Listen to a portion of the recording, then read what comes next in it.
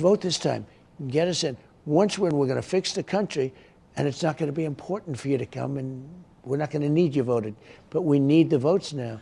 That was Donald Trump slurring his way through another interview with MAGA sycophant Dr. Phil, and Donald Trump decided to double down on this line about people not having to vote in the next election cycle if they just vote him in this election cycle. And this is a prime example of that political doublespeak that Donald Trump is actually pretty good at, where he can make an authoritarian threat, a vaguely authoritarian threat like that, but then when you call him out on it, he can play defense and just say, no, I was saying that I will fix the country will be so fixed you won't have to vote in the next election cycle. When if we look at Donald Trump's history, the totality of his statements and his actions, we know that he is a threat to democracy. And this reminds me of a quote from his second chief of staff, John Kelly, who said about Donald Trump, quote, he's a person that has nothing but contempt for our democratic institutions, our Constitution, and the rule of law. There is nothing more that can be said. God help us. And John Kelly said this a few years back, but Donald Trump reinforces this every single time he opens his mouth. The one line that really gets me is that Donald Trump is a person that has nothing but contempt for our democratic institutions. And when Donald Trump says something like you won't have to vote in this next election cycle, that only proves it. Because let's take John McCain, for example. Even if John McCain lost a landslide election, which he did, rest his soul, would he then go out and say, never vote again, you don't have to vote again, ever again? Like, he cares about America and our democratic institutions so much that John McCain still promoted democracy. And speaking of John McCain, that segues me perfectly into this brand new story about Donald Trump and his campaign staff, again, disrespecting veterans. I want to play more clips of Donald Trump on Dr. Phil, but first, this reads, Trump campaign staff had altercation with official at Arlington National Cemetery. Two members of Donald Trump's campaign staff had a verbal and physical altercation on Monday with an official at Arlington National Cemetery, where the former president participated in a wreath-laying ceremony, NPR has now learned. A source with knowledge of the incident said the cemetery official tried to prevent a Trump staffer from filming and photographing in a section where recent U.S. casualties are buried. The source said Arlington officials had made clear that only cemetery staff members would be authorized to take photographs or film in the area known as Section 60, and when the cemetery official tried to prevent the Trump campaign staff from entering that exact section, the campaign staff verbally abused and pushed the official aside, according to sources. And honestly, I would not doubt that the people around Donald Trump also have a little bit of a narcissistic streak in them. The article continues, Trump participated in an event to mark the third anniversary of a deadly attack on U.S. troops in Afghanistan as U.S. forces withdrew from the country. 13 U.S. service members were killed in the attack.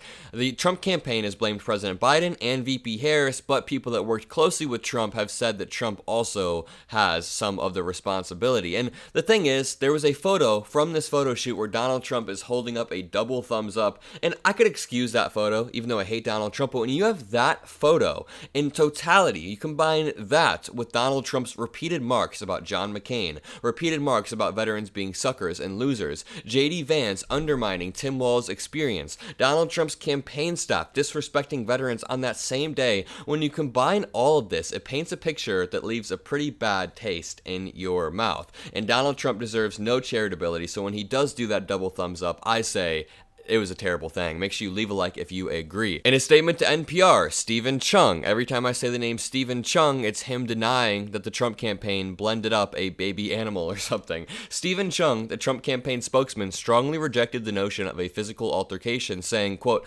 we are prepared to release footage if such defamatory claims are made. They're bluffing. I can tell you right now, they're bluffing. The fact is that if a private photographer was permitted on the premises and for whatever reason an unnamed individual clearly suffering from a mental health episode decided to physically block members of President Trump's team, this is just a wild way to deflect. So someone working at the cemetery was suffering from a mental health episode because they were saying, hey, you guys aren't allowed past this point. I mean, I was at the DNC and everybody I talked to was incredibly nice, but sometimes when you go up to a celebrity, their aide will push you back and say, hey, the celebrity is busy right now, and that is totally fine. But the Trump campaign, they think they're so entitled that they should be able to circumvent that aide and just go right through. Of course, the Trump campaign declined to make the footage immediately available. In a statement to NPR, Arlington National Cemetery said it, quote, can confirm there was an incident and a report was filed. Federal law prohibits political campaign or election-related activities within Army, national, military cemeteries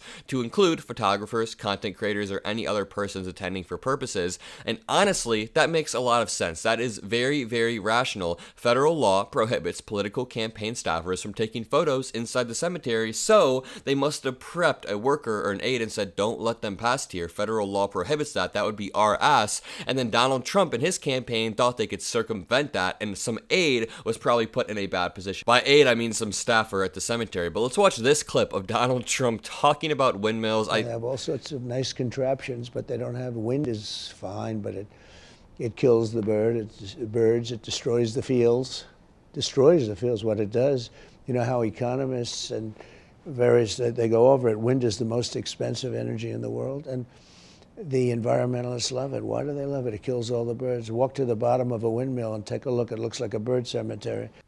This is the stable genius, and you know Donald Trump's heart is not in it when he hasn't come up with a single nickname for windmills yet. I mean, he's just talking about windmills in a very, very boring fashion. Can I just say that watching Donald Trump try to repeat lines that his staffers obviously fed him, they obviously said, okay, you need to take down windmills, you need to take down this whole climate change hoax, that's what his staffers would tell him, and then Donald Trump comes into this Dr. Phil interview and just shows his complete and utter lack of understanding of the world around him. He doesn't understand energy or windmills or science or climate change. In the same interview, he rants about climate change for about 2 minutes, trying to say that it's fake. It enrages me. In this next clip, Donald Trump talks about Roe v. Wade, saying that they've done an amazing thing. But we've done an amazing thing there, and that's a much softer issue than it was a little while ago. But you know, this is... What does that even mean? It's a much softer issue than it was a while ago. Not for you. You'll figure out how big of an issue it is in November. And I just want to bring it back to the beginning of the video. This is another good example of Donald Trump's political doublespeak that he is pretty good at. So he says in one breath that Roe v. Wade,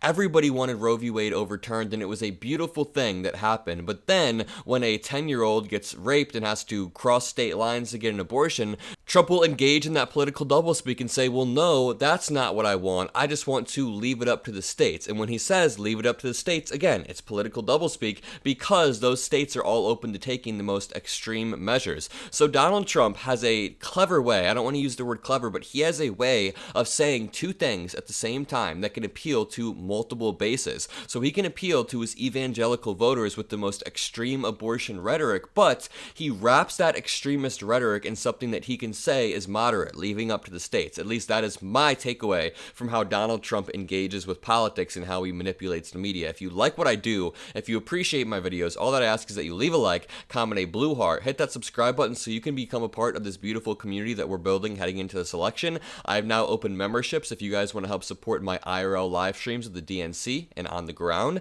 That helps make everything sustainable, but most importantly, have a great rest of your day, and I'll see you in the next video. Peace out.